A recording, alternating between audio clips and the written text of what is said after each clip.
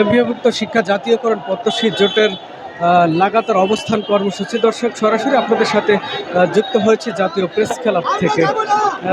সরকার ঘোষিত বাড়ি ভাড়া বৃদ্ধিকে অপর্যাপ্ত ও অবাস্তব ব্যাখ্যা দিয়ে তা প্রত্যাখ্যান করেছেন দেশের বেসরকারি এমপিওভুক্ত স্কুল ও কলেজের শিক্ষক কর্মচারীরা। এর দাবিতে তারা রবিবার থেকে রাজধানীর জাতীয় প্রেস ক্লাব অর্থাৎ আজকে থেকে তারা জাতীয় প্রেস ক্লাবের সামনে লাগাতার অবস্থান কর্মসূচি কিন্তু শুরুর ঘোষণা দিয়েছেন এবং কি তারা কিন্তু এই অবস্থান কর্মসূচিতে কিন্তু অংশ নিয়েছেন। আপনাদেরকে কিন্তু আমি সেটি দেখানোর চেষ্টা করছি। আন্দোলনকারী শিক্ষক নেতারা জানিয়েছেন যে আজকের কর্মসূচি থেকেই তার সারা দেশে সব বেসরকারি প্রতিষ্ঠানে তারা কর্মবিরতির ঘোষণা আসতে পারে বলে কিন্তু তারা জানিয়েছেন। ইতিমধ্যে আপনাদেরকে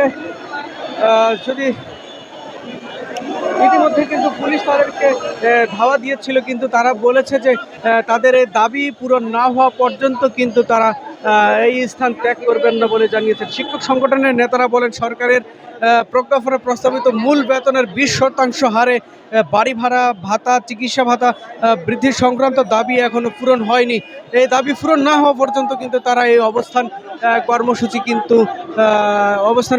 কিন্তু ছাড়বেন না এবং কি ত্যাগ করবেন না বলেছেন। দাবি আদায় না হওয়া পর্যন্ত তারা রাজপথে আন্দোলন চালিয়ে যাবেন, এরকম ঘোষণা কিন্তু তারা দিয়েছেন।